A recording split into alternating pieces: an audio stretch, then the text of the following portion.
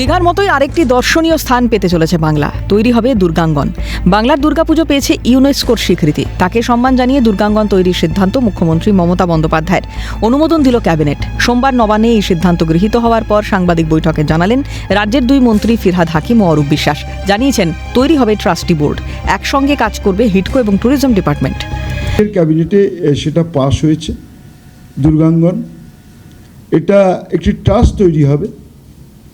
ট্রাস্টের কমিটিতে সদস্যদের নাম আপনাদের পরে জানতে পারবেন এবং এই ট্রাস্টের সঙ্গে হিডকো এবং ট্যুরিজম ডিপার্টমেন্ট তারা একসঙ্গে মিলে কাজ করবেন এবং আরেকটা দীঘার মন্দিরের মতো আর একটা দর্শনীয় স্থান আমাদের বাংলায় হবে দুর্গাঙ্গন। তো সেটাই আজকে আপনাদের জানাবার যে ইউনেস্কো যে স্বীকৃতি আমাদের দিয়েছিল তাকে সম্মান জানিয়ে আমাদের রাজ্যের মাননীয় মুখ্যমন্ত্রী আরেকটি দুর্গাঙ্গন তৈরি হচ্ছে।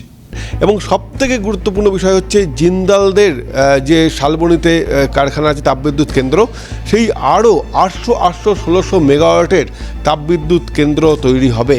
এবং এমনিতেই জিন্দালদের 800-1600 মেগাওয়াটের যে তাপবিদ্যুৎ কেন্দ্র বেশ কিছুদিন আগেই কিন্তু উদ্বোধন করে এসেছেন মমতা বন্দ্যোপাধ্যায় এবং 800-1600 তাপবিদ্যুৎ কেন্দ্রকে ঘটা করে মুখ্যমন্ত্রী উদ্বোধন করেছেন, যেখানে বিপুল কর্মসংস্থান ঘটবে।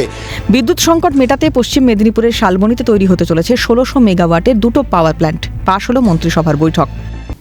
আরেকটা আজকে সুখবর যে আমরা শালবনীতে আরও 800x2 মানে 1600 মেগাওয়াটের আরও দুটো প্ল্যান্ট আমরা করছি। ফলে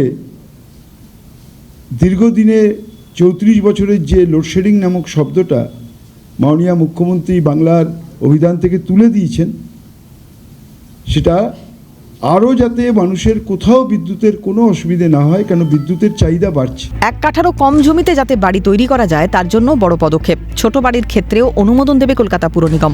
আবেদন করতে হবে অনলাইনে, জানালেন পুর ও নগরোন্নয়ন মন্ত্রী ফিরহাদ হাকিম।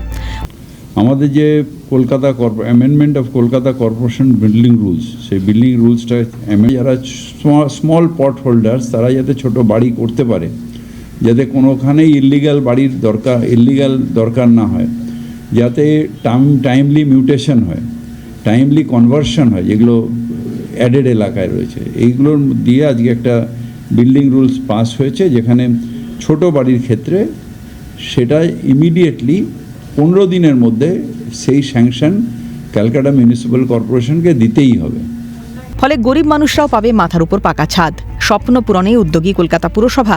ইতিমধ্যেই দীঘায় জগন্নাথ মন্দির তৈরি করে তাক লাগিয়ে দিয়েছেন মুখ্যমন্ত্রী মমতা বন্দ্যোপাধ্যায়। এবার দুর্গাঙ্গন তৈরি হলে রাজ্যের মুকুটে যোগ হবে নয়া পালক। সারা বছরই দুর্গাপুজোর স্বাদ পাবে রাজ্যবাসী, মত ওয়াকিবহাল মহলের। ক্যামেরায় জাকির সিং এর সঙ্গে বিপ্লব চক্রবর্তী রিপোর্ট, ক্যালকাটা নিউজ।